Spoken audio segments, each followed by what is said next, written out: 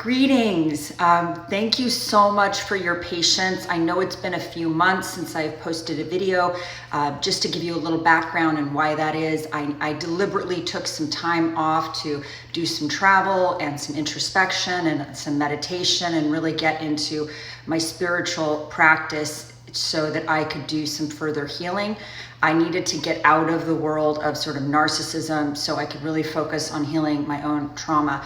It's been very helpful for me. And so what I think is going to happen with this channel is I'm going to continue to do it. In fact, I'm going to grow the channel, but my focus is going to be less on, swimming in the mud with the pigs, and what I mean by that is less focus on the narcissist and more focus on healing trauma, healing codependence, healing love addiction, really looking at our part and just getting into a different space so that you never find yourself in a relationship like this again. So you are able to be discerning and pick partners that are at your level, that value the same things you value. If you value integrity, find a partner that values integrity.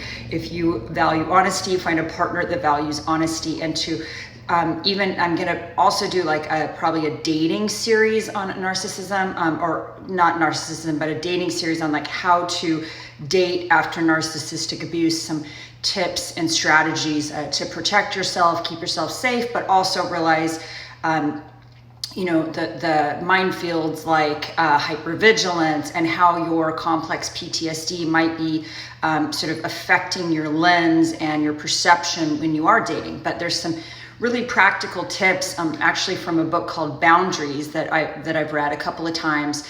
That is this really excellent and sort of how to go about maintaining healthy boundaries when you're newly dating or when you're trying to date. So sort of going off on that tangent there, but in this video, I just wanted to sort of address lightly some things that have really helped me, especially even in the last 6 months, to do this sort of almost exponential progression in the healing from complex PTSD and from narcissistic abuse. And again, I'm not fully healed, so I'm never coming to you from this perception or from this place of I'm up here, I'm perfectly healed, at all. It's I'm on this journey and I've come this far, and maybe some of my words can help people who are on this journey at an earlier point to know that there is progression and you can heal. And then there's other people that are on this journey and they're ahead of where I am. So I look to them for okay, so how do I get to where you are?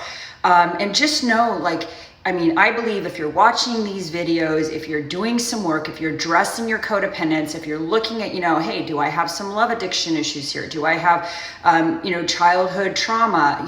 Looking at these things and really doing the needed work to heal from these issues. If you're doing this work, you are absolutely on a path of incredible healing. And really, in some ways, this relationship that was toxic or narcissistic or even sociopathic or psychopathic or with the sex addict or whoever you were with,